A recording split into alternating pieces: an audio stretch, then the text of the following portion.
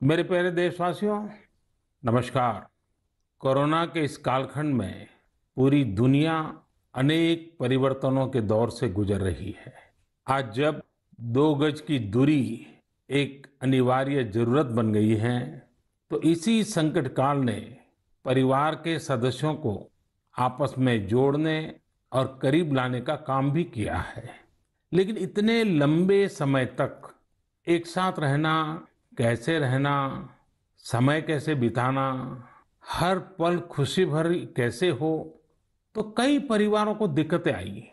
और उसका कारण था कि जो हमारी परंपराएं थे, जो परिवार में एक प्रकार से संस्कार सरिता के रूप में चलती थी, उसकी कमी महसूस हो रही है।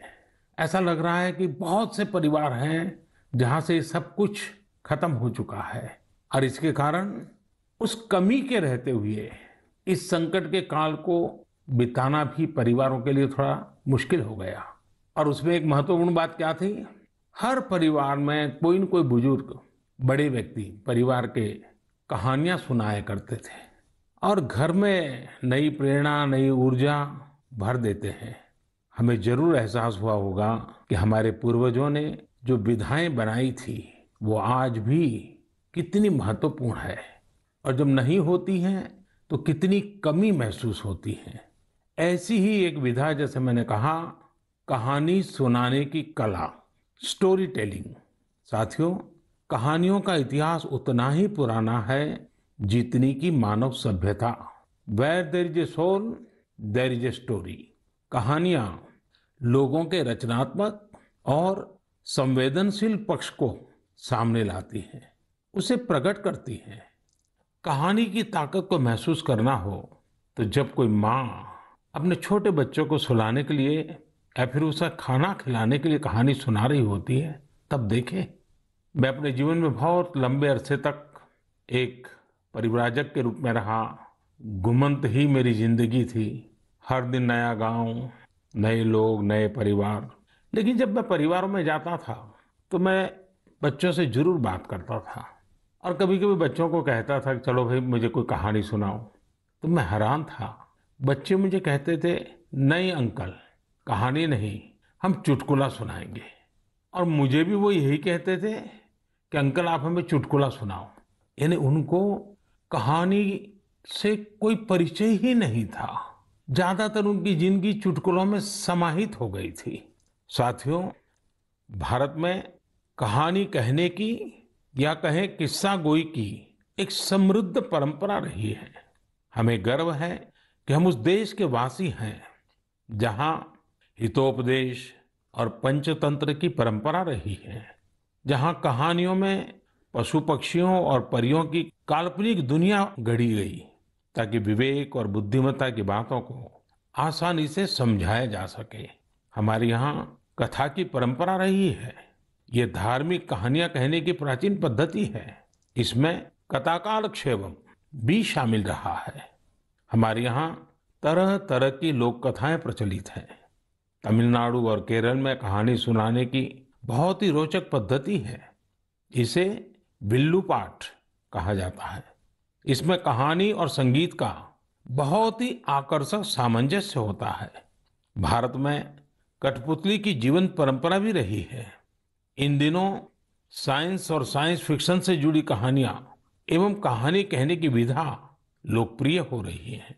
मैं देख रहा हूं कि कई लोग किस्सा गोई की कला को आगे बढ़ाने के लिए सराहनीय पहल कर रहे हैं।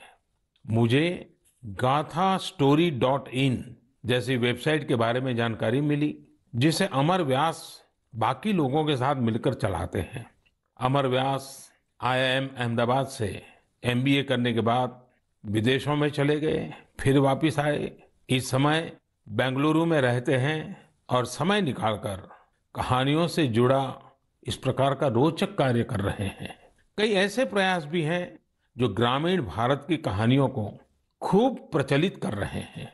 वैशाली व्यवहारे देशपांडे जैसे कई लोग हैं जो इसे मराठी में भी लोकप्रिय बना रहे हैं। चेन्नई की श्री विद्या वीर राघवन भी हमारी संस्कृति से जुड़ी कहानियों को प्रचारित प्रसारित करने में जुटी है। वहीं कथालय और the Indian story telling network नाम की दो वेबसाइट भी इस क्षेत्र में जबरदस्त कार्य कर रही हैं। गीता रामानुजम ने kathalaya.org में कहानियों को केंद्रित किया है। वहीं the Indian story telling network के जरिए भी अलग अलग शहरों के स्टोरी टेलर्स का नेटवर्क तैयार किया जा रहा है। बेंगलुरु में एक विक्रम श्रीधर है जो बापू से जुड़ी कहानियों को लेकर बहुत उत्साहित है।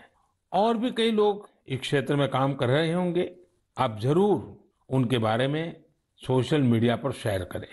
आज हमारे साथ बेंगलुरु स्टोरी टेलिंग सोसाइटी की बहन अपर्णा अथरे और अन्य सदस्य जुड़े हैं।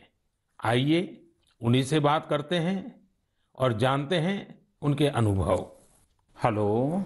नमस्कार आदरणीय प्रधानमंत्री जी, कैसे हैं आप? मैं ठीक हूँ, आप कैसे हैं अपर्णा जी? बिल्कुल बढ़िया सर जी। सबसे पहले मैं बैंगलोर स्टोरी टेलिंग सोसाइटी की ओर से धन्यवाद देना चाहती हूँ कि आपने हमारे जैसे कलाकारों को इस मंच पे बुलाया है और बात कर रहे हैं। और मैंने सुना है कि आज तो शायद आपकी पूरी टीम भी आपके साथ बैठी हुई है।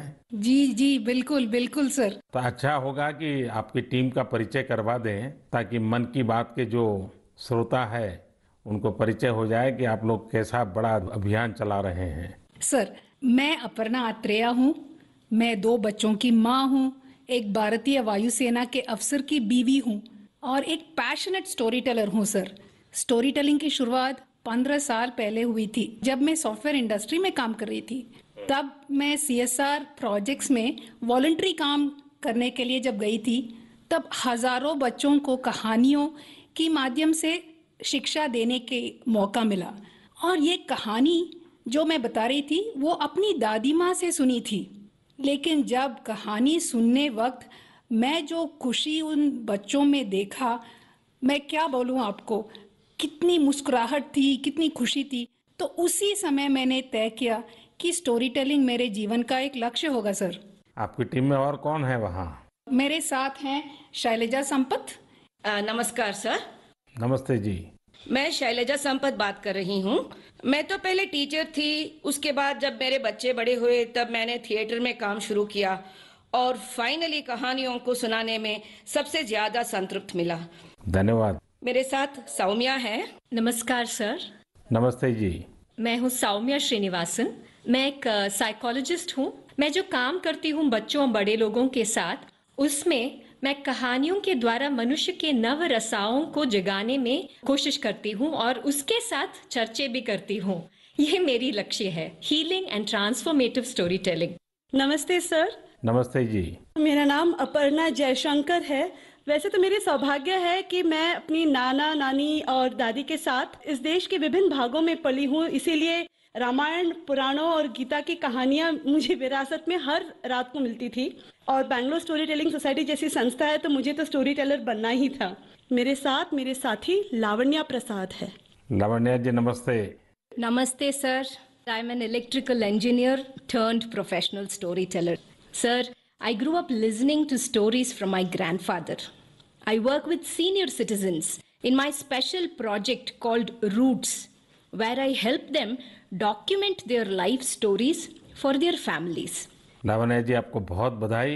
और जैसा आपने कहा, मैंने भी एक बार मन की बात में सबको कहा था कि आप परिवार में अपने दादा दादी नाना नानी हैं तो उनसे उनके बचपन की कहानियाँ पूछिए और उसको टैप कर लीजिए, रिकॉर्ड कर लीजिए, बहुत काम आएगा, ये मैंने कहा था।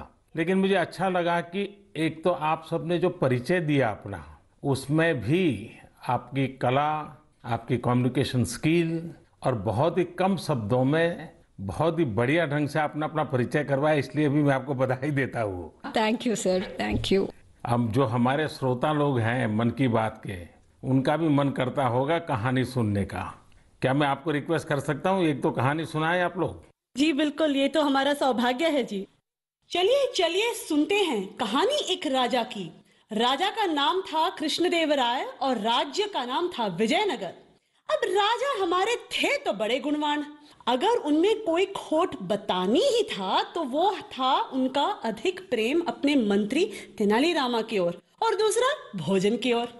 राजा जी हर दिन दोपहर के भोजन के लिए बड़े आस से बैठते थे कि आज कुछ अच्छा बना होगा, और हर दिन उनके बावर्ची उन्हें वही बेजान सब्जियां खिलाते थे। तुरई, लौकी, कद्दू, टिंडा, उफ। ऐसे ही एक दिन राजा ने खाते खाते गुस्से में थाली फेंक दिया और अपने बावर्ची को आदेश दिया, या तो कल कोई दूसरा स्वादिष्ट सब्जी बनाना या फिर कल मैं तुम्हें सूली पे चढ़ा दूंगा। बावर्ची बेचारा डर गया। अब नई सब्जी के लिए वो कहाँ जाए? बावर्ची भागा भागा चला सीधे तेनालीरामा के पास और उसे पूरी कहानी सुनाई। सुनकर तेनालीरामा ने बावर्ची को उपाय दिया। अगले दिन राजा दोपहर के भोजन के लिए आए और बावर्ची को आवाज दिए, आज कुछ नया स्वादिष्ट बना है या मैं सूली तैयार कर दूं? डरे हुए बावर्ची ने झटपट से थाली सजाया और राजा के लिए गर्मा गर्म खाना परोसा। थाली में नई सब्जी थी। राजा उत्साहित हुए और थोड़ी सी सब्जी चखे। वाह, क्या सब्जी थी! ना तुरई की तरह फीकी थी, ना कद्दू की तरह मीठी थी। बावर्ची ने जो भी मसाला भून के कूट के डाला था, सब अच्छी तरह से चढ़ी थी। उंगलियां चाटते हुए संतुष्ट राजा ने बावर्ची को बुलाया और पूछा कि ये कौन सी सब्जी है, इसका नाम क्या है? जैसे सिखाया गया था वैसे ही बावर्ची ने उत्तर दिया, महाराज, ये मुकुटधारी बैंगन है। प्रभु, ठीक आप ही की तरह यह भी सब्जियों का राजा है और इसीलिए बाकी सब्जियों ने बैंगन को मुकुट पहनाया। राजा खुश हुए और घोषित किए, आज से हम यही मुकुटधारी बैंगन खाएंगे और सिर्फ हम ही नहीं, हमारे राज्य में भी सिर्फ बैंगन ही बनेगा और कोई सब्जी नहीं बनेगी। राजा और प्रजा दोनों खुश थे। यानी पहले पहले तो सब खुश थे कि उन्हें नई सब्जी मिली है, लेकिन जैसे ही दिन बढ़ते गए सुर थोड़ा कम होता गया। एक घर में बैंगन भरता तो दूसरे के घर में बैंगन भाजा, एक के यहाँ कत्ते का सांबार तो दूसरे के यहाँ वांगी बात। एक ही बैंगन बेचारा कितना रूप धारण करे। धीरे धीरे राजा भी तंग आ गए। हर दिन वही बैंगन। और एक दिन ऐसे आया कि राजा ने बावर्ची को बुलाया और खूब डांटा, तुमसे किसने कहा कि बैंगन के सर में मुकुट है? इस राज्य में अब से कोई बैंगन नहीं खाएगा। कल से बाकी कोई भी सब्जी बनाना, लेकिन बैंगन मत बनाना। जैसे आपकी आज्ञा महाराज, कह के बावर्ची सीधा गया तेनालीरामा के पास। तेनालीरामा ने के पांव पड़ते हुए कहा कि मंत्री जी धन्यवाद, आपने हमारी प्राण बचा ली। आपके सुझाव के वजह से हम कोई भी सब्जी राजा जी को खिला सकते हैं। तेनालीरामा हंसते हुए कहा, वो मंत्री ही क्या जो राजा को खुश न रख सके।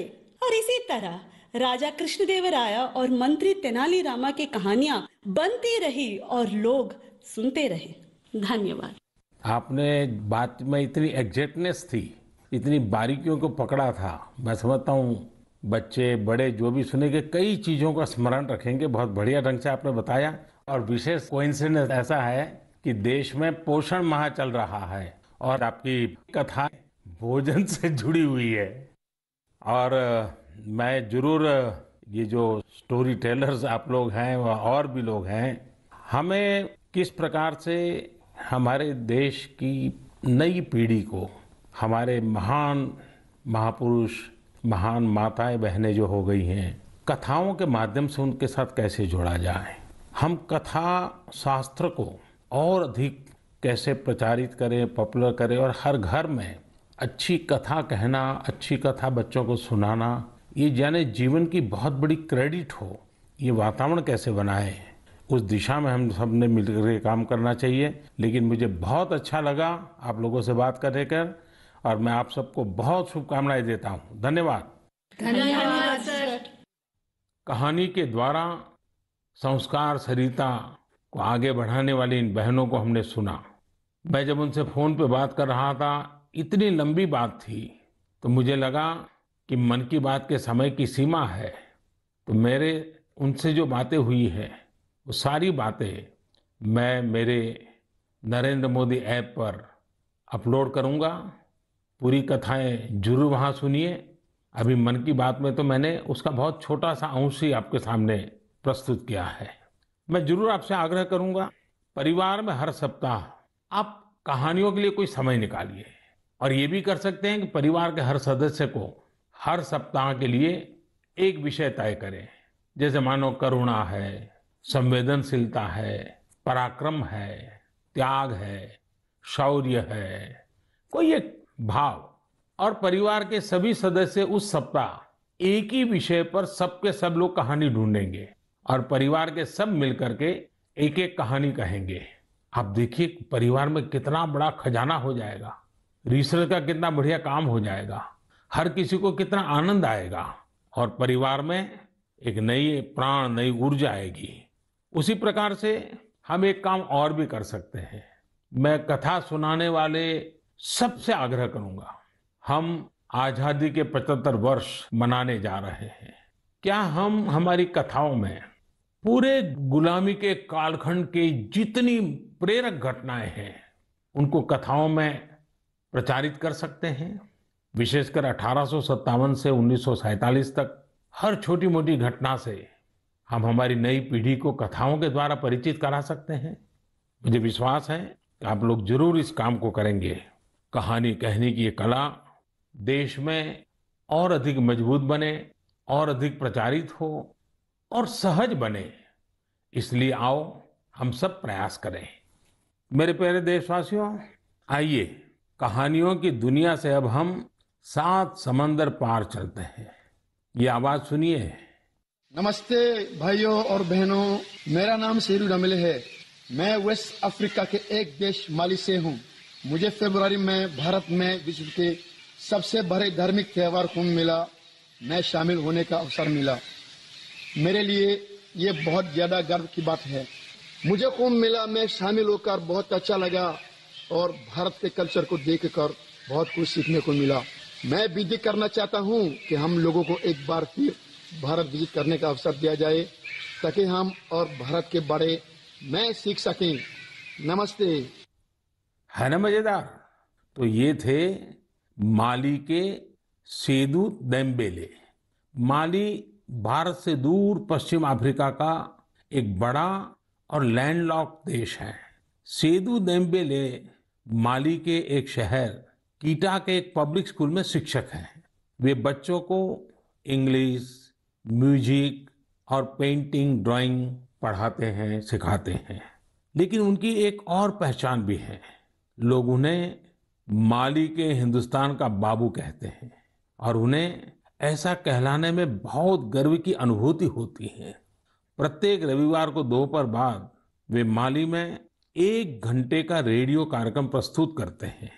इस कार्यक्रम का नाम है Indian frequency on Bollywood songs. इसे वे पिछले 23 वर्षों से प्रस्तुत करते आ रहे हैं। इस कार्यक्रम के दौरान वे फ्रेंच के साथ साथ माली की लोकभाषा बमबारा में भी अपनी कमेंट्री करते रहे और बड़े नाटकीय ढंग से करते हैं। भारत के प्रति उनके मन में अगाध प्रेम है। भारत से उनके गहरे जुड़ाव की एक और वजह यह भी है कि उनका जन्म भी 15 अगस्त को हुआ था। सेदू जी ने 2 घंटे का एक और कार्यक्रम अब प्रत्येक रविवार रात 9 बजे शुरू किया है। इसमें वे बॉलीवुड की एक पूरी फिल्म की कहानी फ्रेंच और बमबारा में सुनाते हैं। कभी कभी किसी इमोशनल सीन के बारे में बात करते समय वे स्वयं भी और उनके श्रोता भी एक साथ रो पड़ते हैं। सेदू जी के पिता ने ही भारतीय संस्कृति से उनकी पहचान करवाई थी। उनके पिता सिनेमा थिएटर में काम करते थे और वहां भारतीय फिल्में भी दिखाई जाती थी। इस 15 अगस्त को उन्होंने हिंदी में एक वीडियो के माध्यम से भारत के लोगों को स्वतंत्रता दिवस की शुभकामनाएं दी थी। आज उनके बच्चे भारत का राष्ट्रगान आसानी से गाते हैं। आप ये दोनों वीडियो जरूर देखें और उनके भारत प्रेम को महसूस करें। सेदू जी ने जब कुंभ का दौरा किया था और उस समय वे उस डेलीगेशन का हिस्सा थे जिससे मैं मिला था। भारत के लिए उनका इस प्रकार का जुनून, स्नेह और प्यार वाकई हम सब के लिए गर्व की बात है। मेरे प्यारे देशवासियों, हमारे यहाँ कहा जाता है जो जमीन से जितना जुड़ा होता है वो बड़े से बड़े तूफानों में भी उतना ही अड़िग रहता है। कोरोना के इस कठिन समय में हमारा कृषि क्षेत्र, हमारा किसान इसका जीवंत उदाहरण है। संकट के इस काल में भी हमारे देश के कृषि क्षेत्र ने फिर अपना दमखम दिखाया है। साथियों, देश का कृषि क्षेत्र, हमारे किसान, हमारे गांव आत्मनिर्भर भारत का आधार है। ये मजबूत होंगे तो आत्मनिर्भर भारत की नींव मजबूत होगी। बीते कुछ समय में इन क्षेत्रों ने खुद को अनेक बंदिशों से आजाद किया है, अनेक मिथकों को तोड़ने का प्रयास किया है। मुझे कई ऐसे किसानों की चिट्ठियां मिलती हैं, किसान संगठनों से मेरी बात होती है, जो बताते हैं कि कैसे खेती में नए नए आयाम जुड़ रहे हैं, कैसे खेती में बदलाव आ रहा है। जो मैंने उनसे सुना है, जो मैंने औरों से सुना है, मेरा मन करता है आज मन की बात में उन किसानों की कुछ बातें जरूर आपको बताऊं। हरियाणा के सोनीपत जिले के हमारे एक किसान भाई रहते हैं, उनका नाम है श्री कंवर चौहान। उन्होंने बताया है कि कैसे एक समय था जब उन्हें मंडी से बाहर अपने फल और सब्जियां बेचने में बहुत दिक्कत आती थी। अगर वो मंडी से बाहर अपने फल और सब्जियां बेचते थे तो कई बार उनके फल, सब्जी और गाड़ियां तक जब्त हो जाती थी। लेकिन 2014 में फल और सब्जियों को एपीएमसी एक्ट से बाहर कर दिया गया। इसका उन्हें और आसपास के साथी किसानों को बहुत फायदा हुआ। 4 साल पहले उन्होंने अपने गांव के साथी किसानों के साथ मिलकर एक किसान उत्पादक समूह की स्थापना की। आज गांव के किसान स्वीट कॉर्न और बेबी कॉर्न की खेती करते हैं। उनके उत्पाद आज दिल्ली की आजादपुर मंडी, बड़ी रिटेल चेन तथा 5 स्टार होटलों में सीधे सप्लाई हो रहे हैं। आज गांव के किसान स्वीट कॉर्न और बेबी कॉर्न की खेती से 2.5 से 3 लाख प्रति एकड़ सालाना कमाई कर रहे हैं। इतना ही नहीं, इसी गांव के 60 से अधिक किसान नेट हाउस बनाकर, पॉली हाउस बनाकर टमाटर, खीरा, शिमला मिर्च, इसकी अलग अलग वैरायटी का उत्पादन करके हर साल प्रति एकड़ 10 से 12 लाख रुपए तक की कमाई कर रहे हैं। जानते हैं इन किसानों के पास क्या अलग है? अपने फल सब्जियों को कहीं पर भी किसी को भी बेचने की ताकत है, और ये ताकत ही उनकी इस प्रगति का आधार है।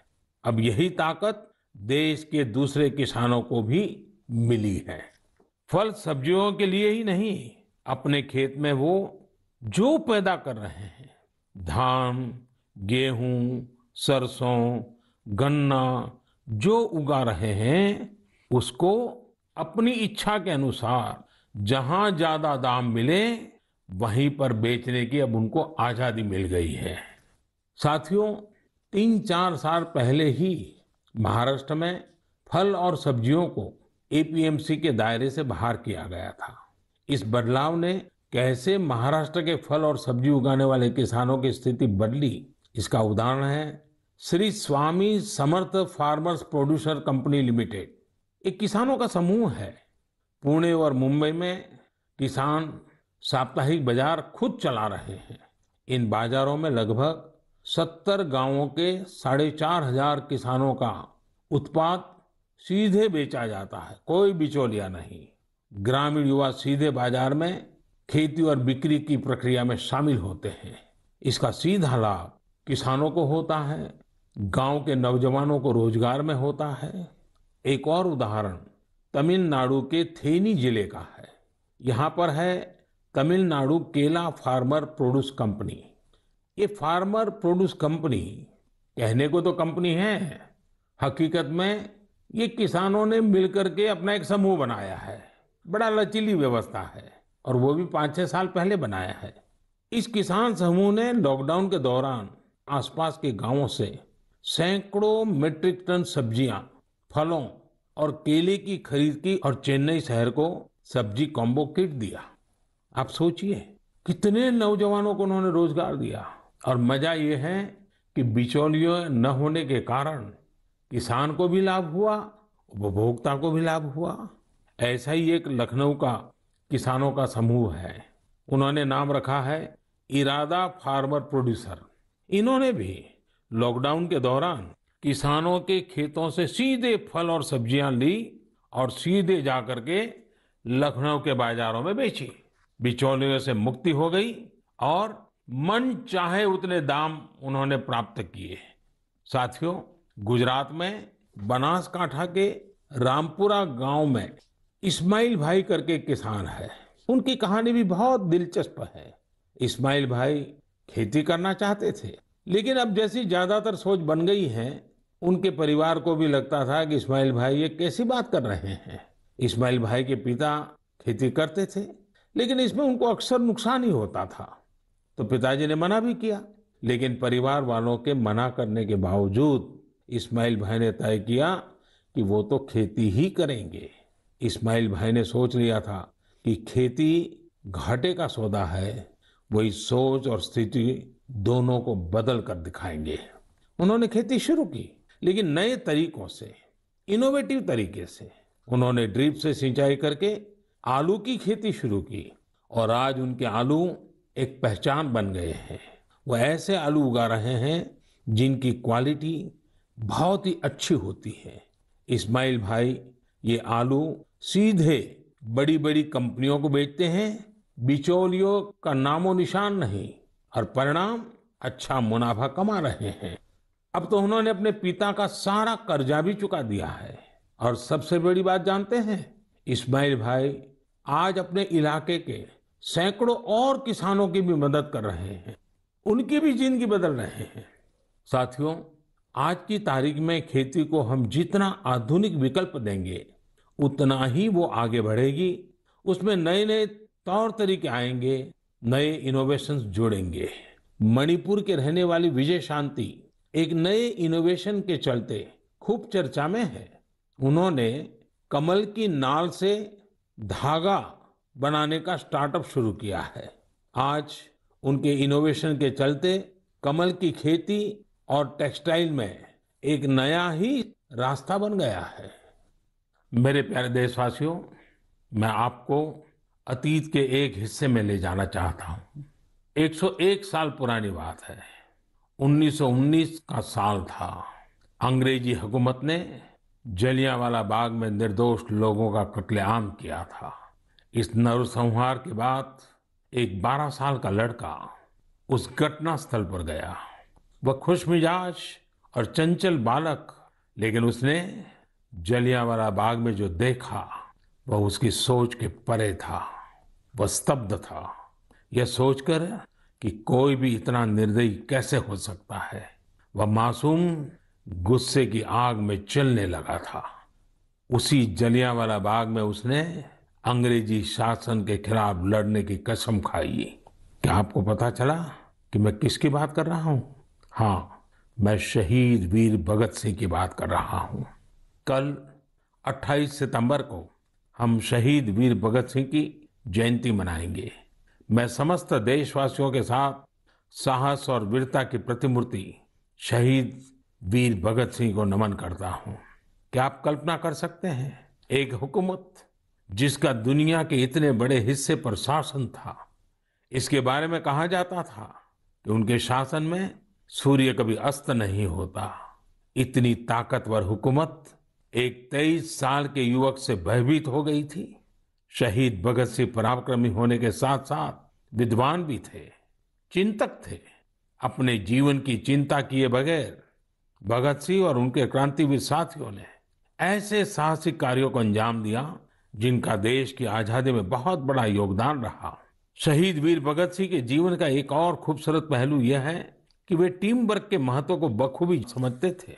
लाला लाजपत राय के प्रति उनका समर्पण हो या फिर चंद्रशेखर आजाद, सुखदेव, राजगुरु समेत कई क्रांतिकारियों के साथ उनका जुड़ाव उनके लिए कभी व्यक्तिगत गौरव महत्वपूर्ण नहीं रहा। वे जब तक जिए सिर्फ एक मिशन के लिए जिए और उसी के लिए उन्होंने अपना बलिदान दे दिया। वह मिशन था भारत को अन्याय और अंग्रेजी शासन से मुक्ति दिलाना। मैंने नमो ऐप पर हैदराबाद के अजय एस जी का एक कमेंट पढ़ा। अजय जी लिखते हैं, आज के युवा कैसे भगत सिंह जैसे बन सकते हैं। देखिए, हम भगत सिंह बन पाए या न बन पाए, लेकिन भगत सिंह जैसा देश प्रेम देश के लिए कुछ कर गुजरने का जज्बा जरूर हम सबके दिलों में हो। शहीद भगत सिंह को यही हमारी सबसे बड़ी श्रद्धांजलि होगी। 4 साल पहले लगभग यही समय था जब सर्जिकल स्ट्राइक के दौरान दुनिया ने हमारे जवानों के साहस, शौर्य और निर्भीकता को देखा था। हमारे बहादुर सैनिकों का एक ही मकसद और एक ही लक्ष्य था, हर कीमत पर भारत मां के गौरव और सम्मान की रक्षा करना। उन्होंने अपनी जिंदगी की जरा भी परवाह नहीं की। वे अपने कर्तव्य पथ पर आगे बढ़ते गए और हम सब ने देखा कि किस प्रकार वे विजयी होकर के सामने आए, भारत माता का गौरव बढ़ाया। मेरे प्यारे देशवासियों, आने वाले दिनों में हम देशवासी कई महान लोगों को याद करेंगे जिनका भारत के निर्माण में अमिट योगदान है। 2 अक्टूबर हम सबके लिए पवित्र और प्रेरक दिवस होता है। यह दिन मां भारती के 2 सपूतों महात्मा गांधी और लाल बहादुर शास्त्री को याद करने का दिन है। पूज्य बापू के विचार और आदर्श आज पहले से कहीं ज्यादा प्रासंगिक है। महात्मा गांधी का जो आर्थिक चिंतन था, अगर उस स्पिरिट को पकड़ा गया होता, समझा गया होता, उस रास्ते पर चला गया होता, तो आज आत्मनिर्भर भारत अभियान की जरूरत ही नहीं पड़ती। गांधी जी के आर्थिक चिंतन में भारत की नस नस की समझ थी, भारत की खुशबू थी। पूज्य बापू का जीवन हमें याद दिलाता है कि हम ये सुनिश्चित करें कि हमारा हर कार्य ऐसा हो जिससे गरीब से गरीब व्यक्ति का भला हो। वहीं शास्त्री जी का जीवन हमें विनम्रता और सादगी का संदेश देता है। 11 अक्टूबर का दिन भी हमारे लिए बहुत ही विशेष होता है। इस दिन हम भारत रत्न लोकनायक जयप्रकाश जी को उनकी जयंती पर स्मरण करते हैं। जेपी ने हमारे लोकतांत्रिक मूल्यों की रक्षा में अग्रणी भूमिका निभाई है। हम भारत रत्न नानाजी देशमुख को भी याद करते हैं, जिनकी जयंती भी 11 तारीख को ही है। नानाजी देशमुख जयप्रकाश नारायण जी के बहुत निकट साथी थे। जब जेपी भ्रष्टाचार के खिलाफ जंग लड़ रहे थे तो पटना में उन पर प्राण घातक हमला किया गया था। तब नानाजी देशमुख ने वो वार अपने ऊपर ले लिया था। इस हमले में नानाजी को काफी चोट आई थी, लेकिन जेपी का जीवन बचाने में वो कामयाब रहे थे। इस 12 अक्टूबर को राजमाता विजयाराजे सिंधिया जी की भी जयंती है। उन्होंने अपना पूरा जीवन लोगों की सेवा में समर्पित कर दिया। वे एक राज परिवार से थी। उनके पास संपत्ति, शक्ति और दूसरे संसाधनों की कोई कमी नहीं थी, लेकिन फिर भी उन्होंने अपना जीवन एक मां की तरह वात्सल्य भाव से जन सेवा के लिए खपा दिया। उनका हृदय बहुत उदार था। इस 12 अक्टूबर को उनके जन्म शताब्दी वर्ष के समारोह का समापन दिवस होगा। और आज जब मैं राजमाता जी की बात कर रहा हूँ तो मुझे भी एक बहुत ही भावुक घटना याद आती है। वैसे तो उनके साथ बहुत सालों तक काम करने का मौका मिला, कई घटनाएं हैं, लेकिन मेरा मन करता है मैं आज एक घटना का जरूर जिक्र करूं। कन्याकुमारी से कश्मीर हम एकता यात्रा लेकर के निकले थे। डॉक्टर मुरली मनोहर जोशी जी के नेतृत्व में यात्रा चल रही थी। दिसंबर जनवरी कड़ाके के ठंड के दिन थे। हम रात को करीब 12-1 बजे मध्य प्रदेश ग्वालियर के पास शिवपुरी पहुंचे। निवास स्थान पर जाकर के, क्योंकि दिन भर की थकान होती थी, नहा धो करके सोते थे और सुबह की तैयारी कर लेते थे। करीब 2 बजे होंगे, मैं नहा धो करके सोने की तैयारी कर रहा था तो दरवाजा किसी ने खटखटाया। मैंने दरवाजा खोला तो राजमाता साहब सामने खड़ी थी। कड़ाके की ठंड के दिन और राजमाता साहब को देख करके मैं हैरान था। मैंने माँ को प्रणाम किया। मैंने कहा, माँ आधी रात में? उन्होंने कहा, नहीं बेटा, आप ऐसा करो मोदी जी, दूध पी लीजिए, ये गर्म दूध पी करके ही सो जाइए। हल्दी वाला दूध खुद लेकर के आई। और लेकिन जब दूसरे दिन मैंने देखा तो वो सिर्फ मुझे नहीं, हमारी यात्रा की व्यवस्था में जो 30-40 लोग थे, उसमें ड्राइवर भी थे और भी कार्यकर्ता थे, हर एक के कमरे में जाकर के खुद ने रात को 2 बजे सबको दूध पिलाया। माँ का प्यार क्या होता है, वात्सल्य क्या होता है, उस घटना को मैं कभी नहीं भूल सकता हूँ। यह हमारा सौभाग्य है कि ऐसे महान विभूतियों ने हमारी धरती को अपने त्याग और तपस्या से सींचा है। आइए हम सब मिलकर के एक ऐसे भारत का निर्माण करें जिस पर इन महापुरुषों को गर्व की अनुभूति हो, उनके सपनों को अपने संकल्प बनाएं। मेरे प्यारे देशवासियों, कोरोना के इस कालखंड में मैं फिर एक बार आपको याद कराऊंगा, मास्क अवश्य रखें, फेस कवर के बिना बाहर न जाएं, 2 गज की दूरी का नियम आपको भी बचा सकता है, आपके परिवार को भी बचा सकता है। ये कुछ नियम हैं, इस कोरोना के खिलाफ लड़ाई के हथियार हैं, हर नागरिक के जीवन को बचाने के मजबूत साधन है। और हम न भूलें, जब तक दवाई नहीं तब तक ढिलाई नहीं। आप स्वस्थ रहें, आपका परिवार स्वस्थ रहे, इसी शुभकामनाओं के साथ बहुत बहुत धन्यवाद। नमस्कार।